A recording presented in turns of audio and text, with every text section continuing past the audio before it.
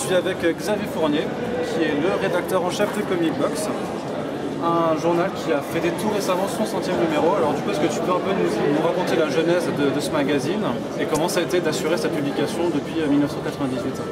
Donc ça fait 18 ans et au début, Comic Box, c'est l'idée de quelqu'un qui s'appelle Fabrice Sapolsky et qui a constaté qu'à l'époque, effectivement, à part quelques glorieux qui étaient incontournables, tu ne pouvais pas trouver un article sur Spider-Man dans un magazine de BD généraliste, ça ne se faisait pas. Il n'y avait pas d'espace pour des sujets comme ça.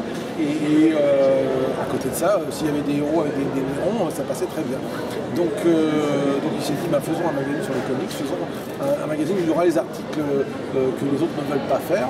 Et on s'est retrouvé à faire ce magazine-là par défaut, tout en sachant que nous, on n'est pas non plus, on ne tape pas dans l'excès inverse. Il ne s'agit pas de dire que les comics sont mieux que le reste, que ça a l'air plus blanc, et au contraire, il faut que cette BD elle existe avec des interactions, des métissages, et voilà. Donc on s'est lancé comme ça, et sans trop y croire, et je pense qu'à plusieurs occasions dans la vie du magazine, qui nous aurait dit qu'un jour on fêterait un 100e numéro, il y a eu plusieurs différentes étapes. Il y a eu différentes étapes, et puis nous-mêmes on se projetait pas forcément, on n'imaginait pas que 18 ans plus tard on y serait toujours. Donc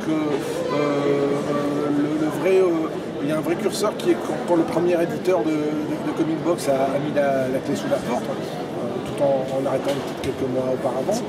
Nous, l'équipe, c'est-à-dire la rédaction de Comic Box a récupéré la marque, et on s'est relancé en sachant qu'on n'avait pas forcément nous les moyens d'investir dans des frais de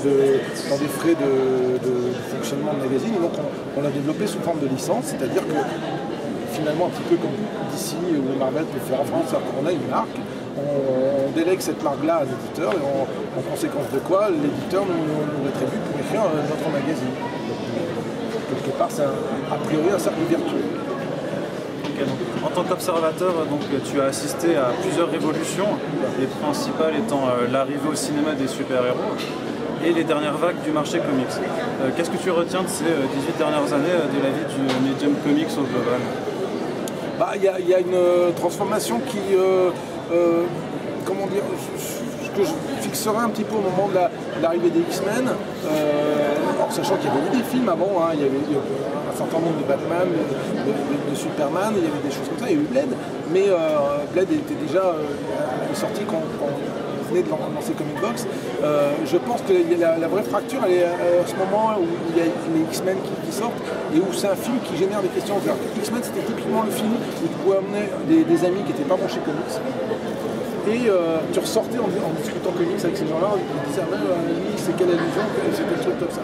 Et c'était une manière de réunir, parce que sinon la bande dessinée en général et les comics en particulier, c'est plutôt un plaisir solitaire, c'est un truc que tu lis dans tes toilettes, et c'est pas, tu vas pas faire une soirée pizza devant un match.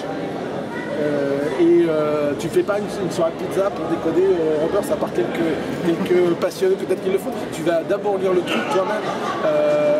Donc ce fait d'aller dans des salles obscures et d'en sortir, ça a fait que les comics sont devenus un sujet de discussion. Même si en même temps, ça ne veut pas dire que les gens qui sortent des salles de cinéma deviennent des fanats de comics. Moi je prends toujours, je l'ai pris 15 000 fois dans des conférences ou dans des interviews, je prends toujours cet exemple de James Bond.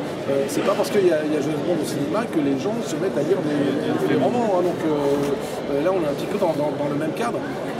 Après, tu pourrais penser que les comics, vu que c'est un support qui est plus populaire, et puis c'est de la bande dessinée, ça demande moins d'efforts que d'aller lire les romans de Fleming, d'aller lire des romans tout courts qui sont adaptés. Je crois, tu sais que quand, c'est pas incompréhensible, je suis pas en train de dire que ça demande un effort sur une main, qu'il faut avoir une intelligence pour développer, mais quand tu commences à expliquer à quelqu'un la chronologie de Cable, par rapport à Cyclope, et attention, c'est pas le fils de Jean Grey, c'est le fils d'un clone de Jean Grey, t'es pas rentré, ça commence à se compliquer un peu, donc ouais, c'est pas non plus Alors du coup, en termes de comics, la tendance actuelle semble être la relance perpétuelle. On voit avec Marvel Now, les New 52, DCU, All New Marvel Now, annual différent, tout ça. Est-ce que tu considères les relaunchs comme un échec de la continuité pour systématiquement amener de nouveaux lecteurs par le numéro 1? Alors, il faut distinguer le relaunch du reboot. Le relaunch, c'est la relance, effectivement, comme tu le dis, en particulier chez Marvel, à peu près tous les ans ou toutes les années et demie. Toutes les demi-années. Voilà, c'est des numéros 1, des choses comme ça. Bon, pourquoi ils font ça? Parce que, tout simplement, il y a des gens qui continuent d'acheter les numéros 1 en se disant « Super, c'est un collector, ça vaudra cher. » Donc, ils font de l'argent en plus quand ils font des numéros 1. Le jour où ils arrêteront de faire de l'argent en plus, ils arrêteront de les faire ces numéros 1. Ils font des trucs comme ça. Pour l'instant, ça leur amène une économie qu'ils n'auraient pas autrement. C'est un peu comme les crossovers. Tout le monde râle sur les crossovers. Marvel en fait 2 par an. Et en définitive, ça leur aide à faire un chiffre d'affaires. Et pourquoi? Parce que les gens ont beau râler sur les réseaux sociaux, les gens ont beau râler sur les boutiques, ils achètent. Tant que les gens continueront d'acheter, ben, c'est comme un vote. Tu achètes, tu votes avec tes dollars, tu votes avec tes euros. Et tant que tu continues de voter dans cette direction-là, les éditeurs continuent de produire. Et quand ça arrivera à terme, quand il y aura un tassement, ils arrêteront d'en faire. Ça, c'est une chose. Après, il y a le reboot qui touche à la continuité. Ça, c'est... Il y a le pour et le contre. Il y a sans doute un besoin... moi, ça ne me choque pas que... on soit obligé de réinventer l'origine d'Iron Man pour la déplacer de l'Asie où elle était dans les années 60 pour l'importer un petit peu au Moyen-Orient. C'est pas une grosse transformation. C'est une équivalence. Et donc voilà, tout va bien, on va dire. Après, sur un certain nombre de titres de 2011 de DC, qui est, on va dire, aller dans une forme de jeunisme, changer pour changer, voilà, je crois pas que ça ait mené loin, et on a bien vu que d'un seul coup, le mirage du nouveau public qui allait venir pour tout emporter, éventuellement il est mis sur quelques numéros, il est reparti, et ce qui reste pour financer les séries, c'est quand même les gens qui suivent ces personnages-là, qui y sont attachés, et normalement il faut bien revenir vers eux. Du coup, on parlait de New 52, donc ils se sont officiellement achevés depuis une semaine avec le lancement de Rebirth. Du coup, qu'est-ce que tu retiens donc de cette période des 5 dernières années passées? Pour toi, quelles ont été les véritables forces et faiblesses sous cette ère? Et est-ce que tu considères un peu Rebirth comme l'aveu d'un certain échec? Alors, dans les forces, il ressemble. Alors après, qu'on aime ou qu'on n'aime pas, je veux dire, par exemple, le Batman de Scott Snyder et de Greg Capullo, qu'on aime ou qu'on n'aime pas, ça forme maintenant un cursus d'une cinquantaine d'épisodes, je crois que c'est pour un numéro de Job ou un truc comme ça, qui va faire des omnibus, qui va rester sur des années, c'est un tout, c'est cohérent. Moi, personnellement, j'étais un petit peu gêné par le fait que chaque histoire durait 10 numéros, 12 numéros, et à chaque fois, quand tu arrives au numéro 36, tu as l'impression d'avoir lu 3 histoires. Mais tu avais lu 3 histoires. Et donc voilà, mais bon, voilà, c'est un tout, c'est cohérent, et ce truc-là peut survivre autant. Il y a eu des choses très bien comme Batwoman, qui a été flingué par des décisions éditoriales au bout de 2 ans. Il y a eu des choses très bien comme les débuts d'Aquaman, qui a peiné à se renouveler ou à continuer après le départ de Geoff Johns. Un peu la même chose pour Green Lantern. Et il y a des trucs comme ça.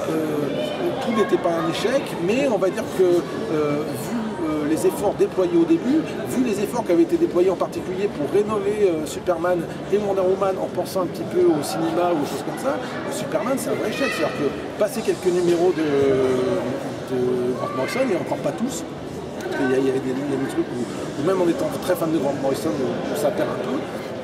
Le reboot de Superman est incompréhensible. Il y a des moments où je crois qu'il y a eu 2-3 versions de Superboy, il y a eu le Superboy le clone, un truc comme ça, sur des séries qui étaient censées être vers un nouveau public, des notes de continuité, et en l'espace d'un an ou d'un an et demi, tu as refondé une continuité complètement foireuse.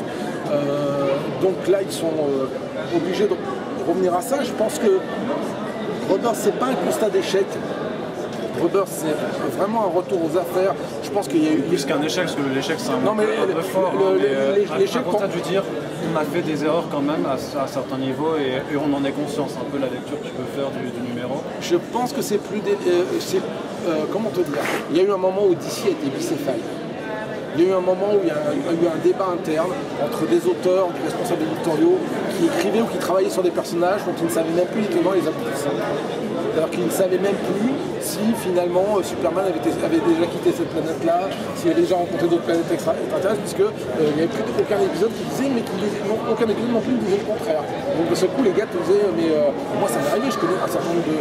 Je côtoie un certain nombre d'auteurs depuis 18 ans qu'on connaît, donc des fois les mecs te disent, mais pour Curie, j'ai pas suivi un tel, il est censé faire ça maintenant. Je sais pas. Et tu réalises que le mec qui te parle, qui est un pro qui travaille pour DC, ne trouve personne chez DC pour lui dire ça. Donc tu comprends un peu la solitude du machin. Il y a eu un moment où c'était bicéphale, et clairement, et moi dans le comic book, c'est un moment que je le dis, quand tu voyais certaines scènes de Forever Evil, certaines scènes de Justice League, tu sentais bien que le Joe Jones, il était un peu genre... revenons un peu, arrêtons de changer des conneries. Voilà. Et clairement, cette équipe-là, est-ce qu'elle est gagnante? Je ne peux pas dire. Est-ce que l'autre a un peu abandonné les commandes? C'est en tout cas ce qui me semble... voilà, ils ont dit, voilà, on n'y est pas arrivé sur la dernière année, donc changeons notre fusil d'épaule, et on va vers ce truc-là, vers un retour, vers une sorte d'hybride, où ce sont les personnages des New 52, et qui retrouvent un peu l'âme et l'esprit des personnages classiques. On a vu ça récemment sur le Green Arrow Rebirth, qui est clairement l'exemple de ça. Et du coup, juste par rapport à l'initiative d'ICO qui datait de l'année dernière, qu'est-ce que tu avais pensé quand même de cette volonté un peu de rechercher un peu plus de diversité et dans les histoires, dans le fond des titres, mais aussi avec une plus grande diversité artistique? Il y avait quand même des titres comme The Omega Man, Midnighter, presque, qui sortaient, même la nouvelle version de Black Canary. Pour moi, Omega Man, c'est pas de la diversité. Omega Man, c'est jamais qu'une 7e version ou 8e version d'une série qui a existé sous différentes incarnations depuis les années 80. C'était pas forcément ça. Et surtout, je trouve que DC a essayé de vendre du vent là-dessus. C'est par exemple quand on te sort la série Midnighter en te disant voilà, enfin une série pour un super-héros gay, que tu fais. Mais tu as déjà fait la série Midnighter, qui était très bien d'ailleurs. Garth Ennis et Chris Spruce par exemple, et puis d'autres dessinateurs, elle a très bien existé. Et donc tu te rends compte que finalement tous les X années, on te fait le coup du retour, on te fait le coup de l'arrivée de la diversité, mais on oublie simplement de te dire qu'on a flingué entre temps plein de séries. C'est-à-dire qu'on a flingué la série Batwoman, on remplace par une série Midnighter, et on te fait croire que c'est un progrès, sauf que finalement ça à surface constante. Alors donc, ça c'est un peu l'argument de communication dessus, mais en termes de qualité c'était quand même... Enfin, est-ce que tu as un peu vu... En termes de qualité, je pense que c'était ni plus mauvais ni meilleur. Il y avait du bon, pareil, hein, dans la gamme il y avait des choses. Moi j'ai tendance aussi à avoir bien flashé sur des trucs comme Unfollow chez Vertigo, ouais. Des choses comme ça. J'ai bien aimé. Maintenant, tu parlais de Black Canary. Pour moi, Black Canary, c'est pas Taylor Momsen. Donc, et en plus, est-ce que c'est vraiment, est-ce que tu peux estampiller ça comme un récit sur la diversité, d'avoir une chanteuse de rock, truc comme ça, ouais, enfin.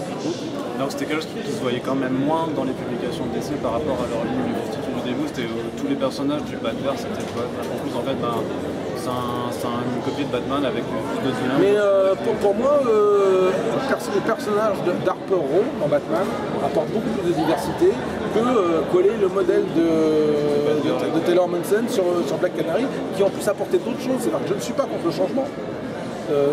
L'histoire des comics est faite de changement. Les pouvoirs de Superman n'ont rien à voir entre les années 40 et les années 60 et les années 80. Mais en général, le changement, il est là pour apporter des choses en plus, remplacer des trucs qui étaient foireux, démodés. Voilà. Là, quand tu remplaces des choses qui fonctionnaient simplement parce qu'il faut faire du nouveau, et ben, tu te retrouves avec un problème. Et ils ont eu ce problème-là, je pense. Et du coup, est-ce que tu penses que DC peut vraiment bien rattraper les quelques écarts qu'ils ont eu avec Rebirth? Est-ce que tu penses, spoiler, que le fait de vouloir rattacher l'univers Watchmen au DC Universe, c'est une bonne idée? Eh bien, alors ça fait 3 questions en une.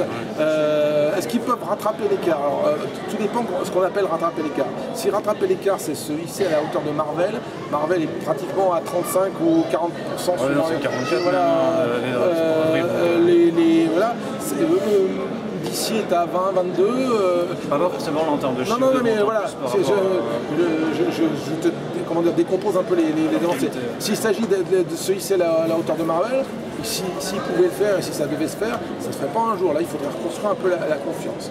Il me semble, d'après la réaction autour de Rebirth et de Tweet, en tout cas, il y a un début de confiance qui a été ramené. Voilà. Je pense aussi que le vrai truc, c'est déjà voilà, retrouver les lecteurs historiques de DC, c'est-à-dire ce socle-là. Alors dire, voilà, on a arrêté de faire un peu tout n'importe quoi. Et on vous rend un Aquaman qui est capable de bien fonctionner avec Mera, un truc comme ça. Enfin, tu vois, des choses. Voilà, la série Green Lantern de Marie Coulée, où d'un seul coup, tu as Hal Jordan qui vient hors la loi pour redorer le blason des Green Lantern. Et le numéro d'après, les Green Lantern disparaissent. Donc le plan n'a plus aucun sens. Donc devrait s'arrêter. Mais non, on continue parce que. Et donc. Il y a un moment où c'est pas la faute des auteurs, ça c'est la faute des éditeurs qui sont censés synchroniser ces trucs-là. Et à partir du moment où c'est pas synchronisé, ça part à volo. Tu n'as plus l'impression de voir une direction. Il faut que cette direction soit là. Sur les Watchmen en tant que tel, c'est compliqué parce que d'abord dans le one-shot Rebirth, on ne voit pas les Watchmen. Bien sûr, et puis ils sont dépêchés de nous dire de la main de qui c'était, ils sont dépêchés bien sûr de nous confirmer que le type qui parlait à la fin, bien sûr c'était un tel, mais voilà, et en plus, est-ce qu'au final on verra les autres, est-ce que machin, c'est pas du tout dit. Tu crois pas aux théories comme quoi l'un des Jokers serait comédien? Ce genre de rattachement qu'ils ont. Ça me semble un peu léger. Ça me semble un peu léger parce que. Même que la question ce serait Rorschach. Alors ça serait plus facilement possible. Mais non, et surtout, je suis pas un parieur du PMU. C'est-à-dire que alors bien sûr, j'ai mes petites théories de temps en temps sur des trucs, mais la vérité c'est que je juge quand je vois, et cette histoire de Watchmen, ça va clairement rebondir sur un truc qui va au moins traîner 1 ou 2 ans, enfin, a priori, et ben, quand il sera à notre porte, je jugerai. De la même manière que DC Rebirth, je me suis fait un avis après l'avoir lu et pas avant. Alors, je sais que c'est avec les réseaux sociaux et choses comme ça maintenant, c'est pas très à la mode. Il faut regarder la couverture et puis dire c'est de la merde, mais je préfère les lire en fait. Alors, depuis 15 ans, Comic Box a eu l'occasion de suivre aussi l'édition de DC sur le marché français, qu'on a connu à Houleuse avant l'arrivée d'Urban Comics. Du coup, est-ce que tu penses que l'action d'Urban aujourd'hui a eu l'effet voulu pour implanter Batman et tous ses copains sur le marché francophone? Il me semble, il me semble que ça parle de soi-même, quoi. Le fait est que, en plus, c'est pas n'importe quel gros groupe qui est derrière, quoi. Tu vois, il y a les moyens, il y a l'ambition, il y a les moyens. Maintenant, c'est vrai que le public a une histoire, que les personnages aussi. Tu parlais du chaos et de la violence. Peut-être que DC aurait pu éviter de jouer le zigzag et de jouer au yo-yo avec ses... Combien de fois ça a changé de licence, quoi, d'ici, je te parle depuis les années 80, quelqu'un qui voulait lire, à plus forte raison, tu peux imaginer, quoi. Quelqu'un qui vous... moi je vois ça régulièrement, c'est-à-dire que, étant lecteur de VO à la base, j'écris mes articles par rapport à ces chronologies, à essayer de retrouver des sens, et puis d'un seul coup je parle avec certains membres de l'équipe ou avec certains lecteurs qui me disent « Ah oui, c'est vrai, cette série, t'as bien fait de la faire l'article parce que je connais pas, c'est jamais paru en France. » Tu vois, je fais un article dans 101 sur Suicide Squad. Le Suicide Squad de Janos Rambler. Et à part quelques numéros, je crois, de ce là, c'est un truc qui est complètement inconnu du lecteur VF. Donc, il y a un retard à l'allumage qu'il est très important de rattraper. On va parler un peu aussi de la branche indé de DC, donc, qui est Vertigo, et depuis le début des années 2010, on peut quand même voir que l'éditeur est en perte de vitesse, notamment qu'il n'a pas su faire à l'explosion d'Image Comics et un peu de cet exode vers l'indé qu'on a vu. Et en plus, avec le récent départ de Shalivan, est-ce que tu crois qu'on pourrait assister à la fermeture de cette image? Tout a une fin, on peut assister à la fin de DC Planet ou à la fin de Comic Box le plus tard possible, bien entendu, mais alors bien sûr que Vertigo un jour ça s'arrêtera, mais je crois que un jour je vais mourir, hein, je te rassure, on est tous là, mais le vrai problème, c'est pas un problème de personne, c'est d'abord que les grandes heures de Vertigo elles sont liées à des personnages. Sandman, Swamp Thing, choses comme ça, et que du coup, arriver avec des concepts un peu plus dans la diversité d'ailleurs, ça perd le public historique de Vertigo et ça n'en crée pas un nouveau, contrairement à ce qu'on aurait pu croire. Et ça ajoute une dure réalité de la vie qui sont que les contrats Vertigo ne sont pas aussi intéressants que les contrats Image quand tu es créateur. Donc, qui tu mettes à à la tête de Vertigo, tant qu'ils n'ont pas changé les contrats pour les équilibrer un petit peu ou pour trouver une plus-value, ça va continuer comme ça. Donc qui que ce soit qui soit à la tête de Vertigo, ils se bagarrent en gros avec leur bite et leur couteau, et le couteau il n'est pas énorme, il est bien rouillé, c'est le seul que d'ici leur a filé pour négocier des contrats. Donc qu'est-ce que tu veux qu'il fasse? Et du coup, tu penses que le entre guillemets statut de Vertigo, en fait, ça se baserait uniquement sur le remodelage de ces contrats? Bah, c'est pas compliqué, si d'un seul coup tu fais de Vertigo un endroit qui est attractif pour ramener par exemple Sean Gordon Murphy qui expliquait, je ne sais plus quelle série il avait fait chez DC, chez Vertigo, The Wake je crois, et il faisait le comparatif avec ce qu'il avait gagné chez Vertigo en expliquant qu'il avait perdu du fric par rapport à ce qu'il avait fait chez Image.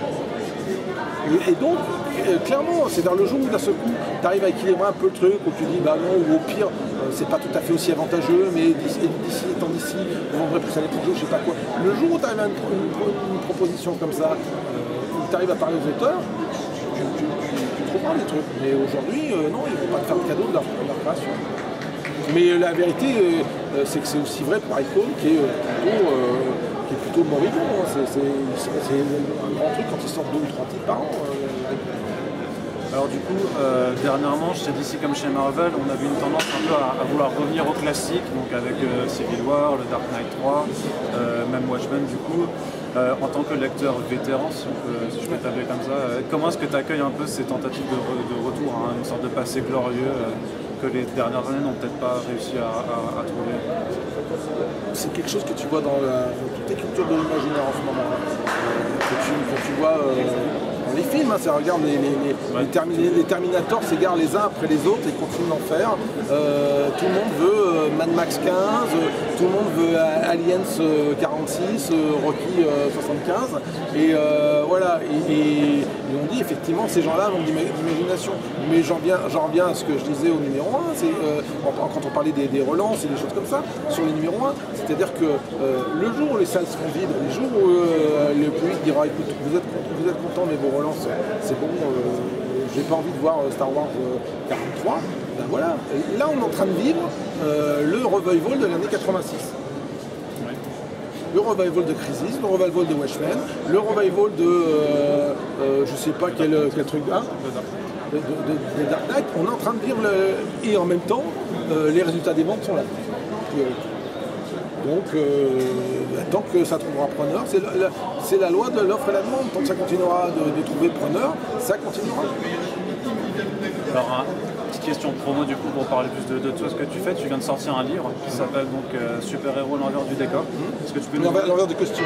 L'envers du costume. Tu vois, ça sonne à chaque fois que tu te prends sur le titre, c'est l'alerte. C'est bien foutu. Hein. Je vais être fini.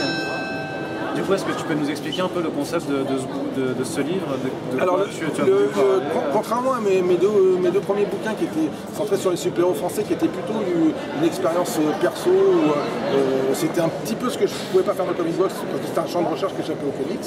Là, c'est sous une proposition de Rodolphe Lachat, qui est le grand patron de Fantasque et des Guinéménines.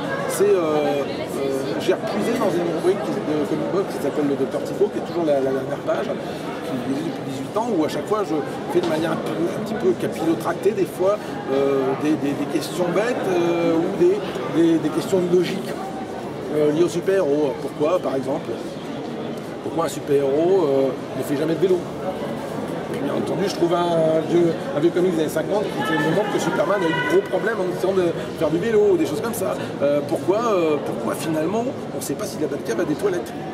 Et puis au détour de cette question plutôt con en demeurant, tu comprends que tu démontres que dans les comics, finalement, les auteurs font l'impasse sur tout ce qui est fonction biologique. Les super-héros ne baissent pas, enfin très peu, les super-héros... Dick Grayson, il baisse un peu. Ouais, mais c'est vraiment... il existe même depuis 1941 et statistiquement, il n'y a pas beaucoup... Bon, et donc, il y a ces trucs-là, il y a ces effets de genre. Tout à l'heure, j'avais une conférence et j'expliquais que c'est comme dans les films policiers aujourd'hui, où tu vois encore le malfaiteur, l'intrus qui rentre dans la maison de la victime et qui coupe les fils du téléphone. à nos jours, alors que ça n'a plus du tout, ça n'a plus du tout de sens, tu vois, mais c'est des effets de genre. Et donc les effets de genre de super-héros continuent de se perpétuer, et je trouve intéressant de décoder ça, parce que finalement, ça dit quelque chose sur la société, non seulement des héros, mais la société des auteurs, et puis peut-être même la société des lecteurs. Donc ce truc-là que je fais depuis 18 ans, en sélectionnant, on va dire, 70 rubriques, et en les mettant dans l'ordre, non pas chronologique, mais thématique, en mettant tous les trucs qui contraient aux questions domestiques, tous les trucs qui ont contraient aux questions sexuelles ou à la notion de l'argent, ensemble, ça fait quelque chose qui découle de manière un peu organique, j'espère, et qui au demeurant fait un bouquin qui, je l'espère. Et du coup, tu as une anecdote particulière par rapport à un personnage d'ici que tu pourras pas parler Ah ben là, justement, dans la conférence, je parlais du fait que dans les années 60, bien entendu, à plus forte raison, on était encore plus conservateur chez DC que maintenant. Et il fallait absolument pas que Supergirl couche en dehors du mariage. Ça ne se faisait pas. Et donc il y a un épisode où elle tombe amoureuse d'un jeune personnage blond, qu'elle est éperdument amoureuse, et puis il se rend compte à la fin de l'épisode, elle apprend une vérité, et elle se rend compte que c'est vraiment impossible. Pourquoi? Parce que le jeune bellâtre, en fait, c'est Comet, c'est son super cheval qui était transformé de manière magique. Donc elle est tombée amoureuse de son cheval. Et il y en a quand même un esprit malade chez DC qui s'est dit que c'était beaucoup plus sain, plutôt qu'elle sorte avec un homme, qu'on dise non, que c'était impossible en la faisant sortir avec son cheval. Et en plus, la légende fait un truc genre Supergirl va tomber de haut quand on va se rendre compte qu'elle est tombée amoureuse de l'étalon d'acier. Et là, voilà quoi, c'est jackpot quoi. C'est d'ici, c'est bien. C'est d'ici. Alors, question bonus. On sait que tu as eu une critique assez dure envers Batman et Superman. Écoute, je crois que je ne suis pas le seul. Ah ouais, non, je dis pas ça. Mais du coup, n'y a-t-il pas une seule chose de positive que tu pourrais dire du film? Si, il y a même, je pense, deux choses de positives que je peux dire du film. D'abord, Wonder Woman. Maintenant, on la voit assez peu, donc ils n'ont pas eu le temps de l'abîmer, mais voilà, quoi, moi j'attends de manière impatiente le film Wonder Woman. Ce qu'on a vu d'une Wonder Woman badass, à part deux, trois trucs, après je ne comprends pas bien pourquoi elle attend vraiment que la vie soit un peu ensemble pour se réveiller, mais globalement, voilà, ça fonctionne et tu te dis ok, ça d'accord. Même si j'étais pas convaincu par l'écriture du rôle, même si je n'étais pas convaincu par certaines choses qui étaient liées au film, je trouve que Affleck faisait un Batman qui était pas mal. Et un film solo de Bat Affleck, je dis ouais, moi je veux bien le voir, pas de souci. Maintenant, va vraiment falloir montrer des trucs avant de me convaincre d'aller voir le Justice League. D'accord, merci Xavier. Salut.